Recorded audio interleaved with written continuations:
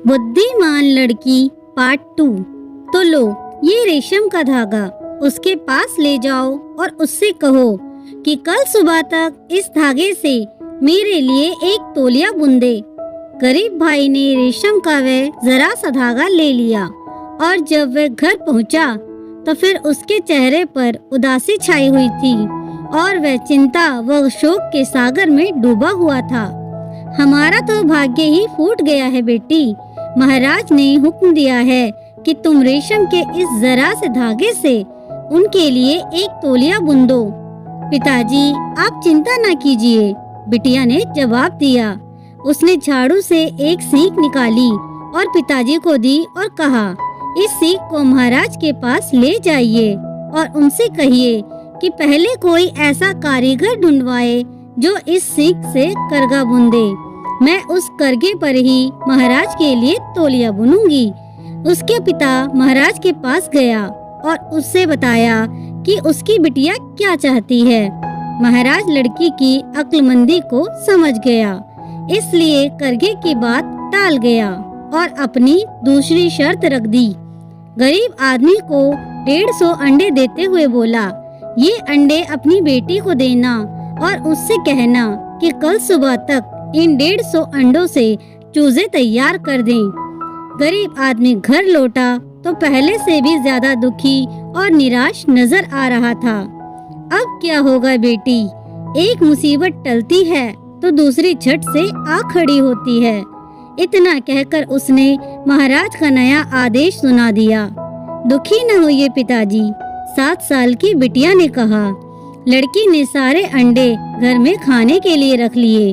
वह पिता से बोली, आप महाराज से कहिए कि चूजों के लिए एक ही दिन में उगा हुआ दाना चाहिए।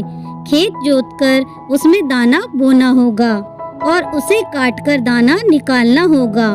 ये सब काम एक ही दिन में पूरा हो जाना चाहिए, नहीं तो चूजे उसे छुएंगे भी नहीं।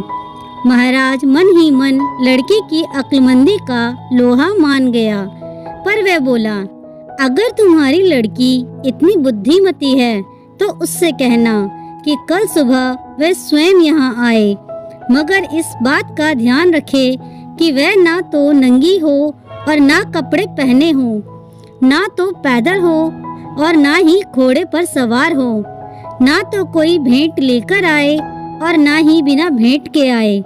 गरीब आदमी ने सोचा, बस अब मारे गए, ये काम तो मेरी बेटी भी नहीं कर पाएगी।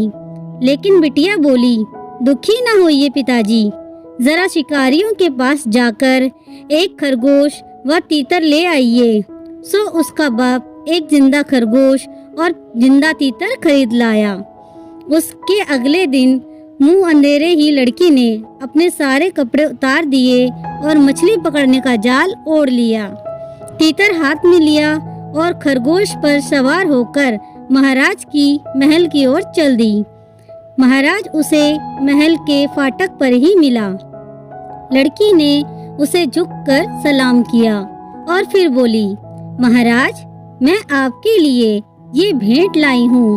इतना कहकर उसने तीतर को आगे बढ़ाया, लेकिन महाराज उसे लेना ही चाहता था कि वह फुर से उड़ गया। बहुत बढ़िया, महाराज ने कहा, मैंने जैसा हुक्म दिया था तुमने हूबहू वैसा ही कर दिखाया। अब तुम मुझे बताओ, तुम्हारे पिता तो बहुत गरीब हैं, फिर तुम लोग अपना पेट कैसे भरते हो? मेरे पिता सूखी जमीन पर मछलियाँ पकड़ते हैं, वे पानी में जाल नहीं बिछाते। मैं अपने पल्ले में भरकर मछलियाँ घर ले जाती हूँ, फिर उनका शोरबा बनाती हूँ। मूर्ख लड़की, सूखी जमीन पर मछलियाँ किसी ने देखी है क्या? वे तो पानी में रहती हैं। जहाँ पना, आप तो बड़े बुद्धिमान हैं ना? लड़की ने व्यंग किया। आपने क्या कभी गाड़ी को घोड़े का बच्चा जनते देखा है? गाड़ी नहीं, घोड़ी बच्चा जनती है। उसके बाद महाराज ने घोड़ी का बच्चा गरीब भाई को दिलवा दिया। लड़की की बुद्धि को देखकर महाराज अत्यंत खुश हुए और उनको सोना चांदी से भरा एक पोटली दिया। वे गरीब भाई और उसकी बेटी खुशी खुशी अपना जीवन व्यतीत करने लगे। दोस्तों, आपको ये कहानी कैसी लगी मुझे कमेंट करके जरूर बताएं। अगर कहानी अच्छी लगी हो तो प्लीज इसे लाइक, शेयर और मेरे चैनल को सब्सक्राइब करना ना भूलें। कहानी सुनने के लिए आप सभी का बहुत बहुत धन्यवाद।